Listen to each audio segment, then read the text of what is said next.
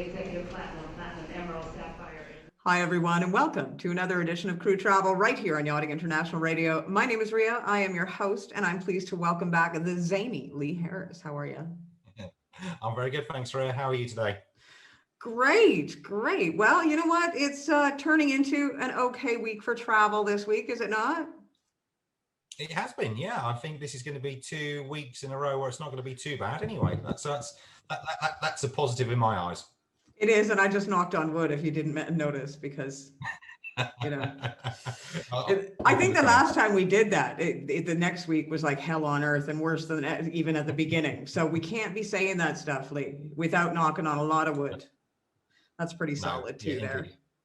Yeah, fingers crossed. I've got everything crossed. Fingers crossed, everything crossed. It's all going to be fine. Don't worry.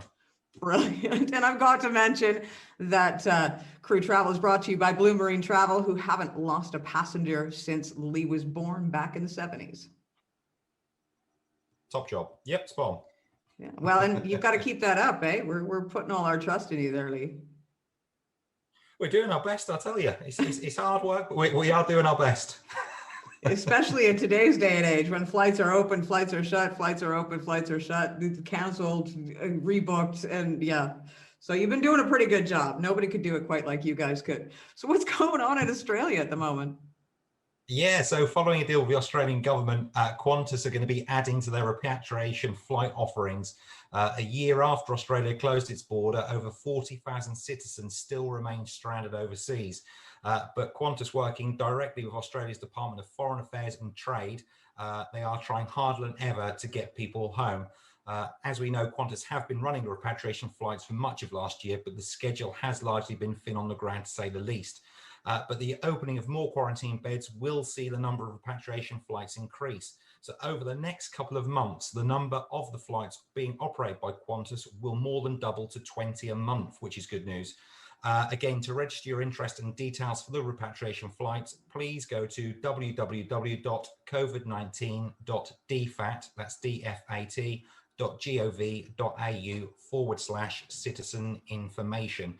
Now, again, I will reiterate, priority is going to be given to the most vulnerable who are desperately trying to get home. Again, I've tried to find out who they are classing as most vulnerable, but they won't tell me at this moment in time.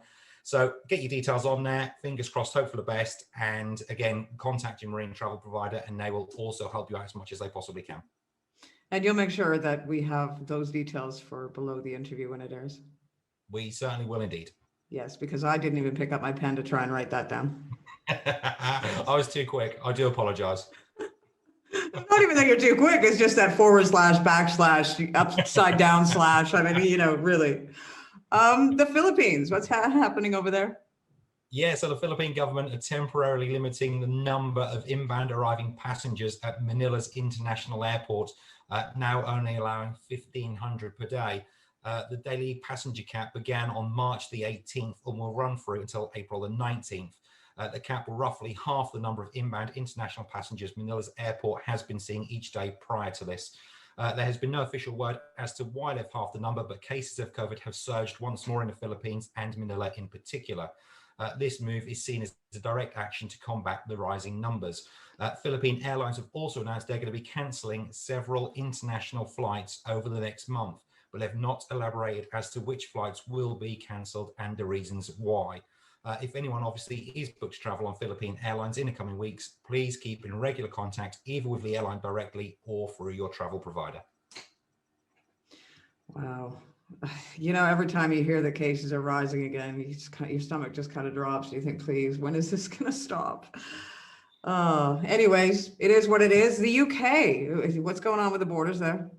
Yeah, really good news actually for seafarers. So seafarers who have been in red list countries in the 10 days preceding their arrival in the UK will be able to enter the UK to join their ships, take shore leave and or return home without the need to spend 10 days in managed quarantine or be tested for COVID-19 after their arrival. Obviously, prior to this announcement, and it kicked in Friday just gone, they were having to, if they came from the red list countries, they were having to go into the mandatory quarantine at a cost of £1,700. Thankfully, that has now been scrapped for seafarers, so that's excellent news.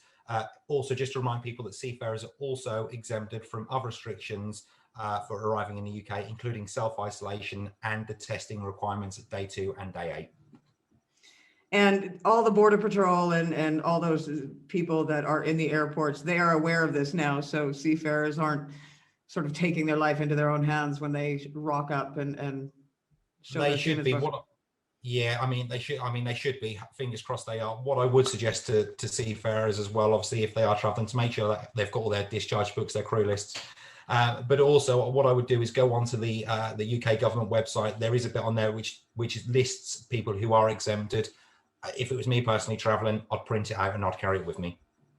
Yeah, because there seems to be a problem, and it's interesting because it's straight across the face of the planet. It just varies. I mean, whatever exemptions may be put into place, and because things are changing so quickly, it's almost like a crapshoot, really, when you go to the airport. You don't know whether or not that one person in the entire airport that didn't get the memo is going to be the one that is going to be processing you at whatever point. And they're saying, no, you can't come in. Whereas that you've done all the research and that it's okay and it's all right. But this one guy or one gal didn't get the memo. Yeah, I mean, it has been like that. I mean, we've seen it, a few times as well. We've had people who go to travel on one day with a certain airline and get turned away for no apparent reason other than the check-in staff, they're not hot on the current rules or whatever.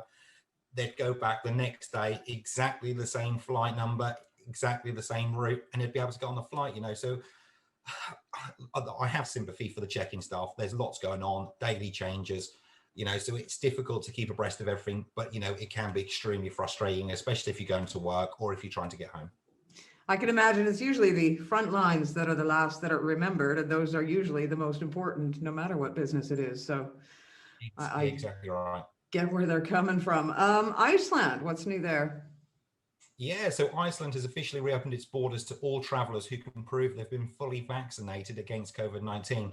This means travellers no longer need to quarantine or even get tested before flying into the country. To be eligible, travellers must have received one of the 4 vaccines approved by the European Medical Agency. These vaccines are the Pfizer, BioNTech, Moderna, Oxford, AstraZeneca, and the Johnson & Johnson vaccine. However, those with proof of prior infection with COVID-19 can also skip the testing and quarantine measures. Any crew who have had the vaccination and are looking for a holiday before the mid-season starts may want to look at Iceland as a real viable option now that they have reopened their borders. Great news, great news. You've got a crew question. We have, yeah. So we received a question this week from Ivana who wanted to know whether the travel restrictions imposed by the USA for European nationals departing or transiting through a red zone country had been relaxed. Unfortunately, at this moment in time, the rules for people departing from European destinations is still that you need a B1, B2 visa and be working on a yacht in US waters to be allowed to enter the country. Also, to transit USA to a third country from Europe, you do need a C1D visa to be allowed to do that. With that being said, though, there are growing signs that the USA will be looking to relax their border closures, specifically in relation to Europe and the UK by mid-May. Sources close to the Biden administration have said that once the vaccine is more readily available and administered within Europe, they will be looking to relax these travel restrictions straight away. Obviously, once we have any more concrete information on this, we will, of course, update you first on this show. Well, the U.S., as far as people coming in from other countries in order to work, has always been probably, even in good times, the most difficult to get into if you don't have a job. Yeah, I mean, exactly right. I mean, it's tough. I mean, it really is tough. And it's not just the US, when you're talking about transit and you're trying to get to the Caribbean or, somewhere like that. I mean, some of the routes that people are having to travel at the moment are just absolutely ludicrous because they can't transit Miami or Fort Lauderdale or JFK. So it does make it, exceedingly difficult. It's probably, in all honesty, this rule relaxation, if it does come in mid-May, is probably going to be the wrong time because the Caribbean season is going to be over and people are going to be back into Europe. There'll be the odd one or two still traveling, which is good news, but hopefully, fingers crossed, that will then be in place for when the Caribbean season starts next year.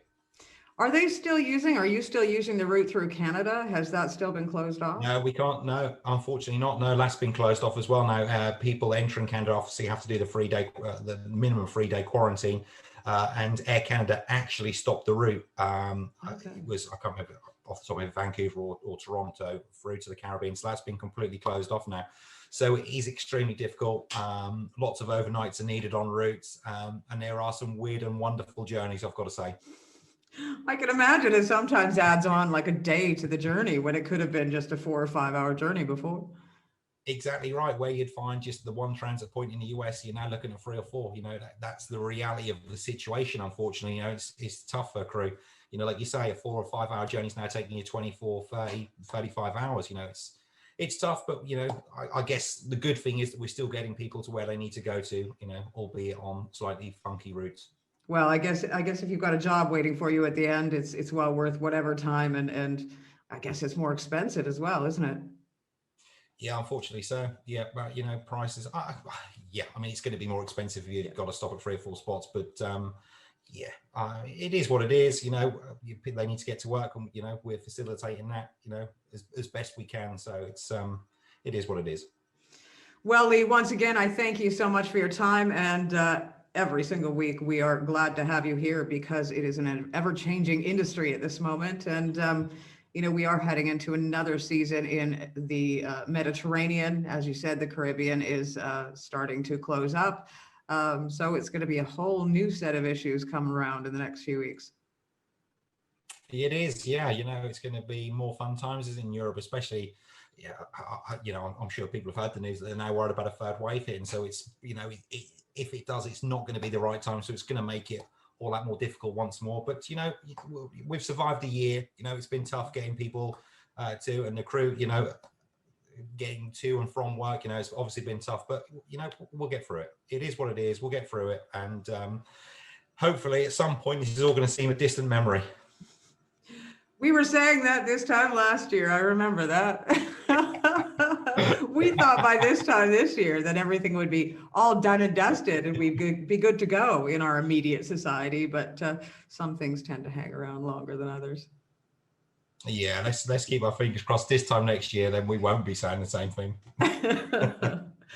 Right. Thank you ever so much. Once again, you have been watching Lee Harris from Blue Marine Travel right here on Crew Travel. My name is Rhea. I have been your host. Please tune in again next week for another episode.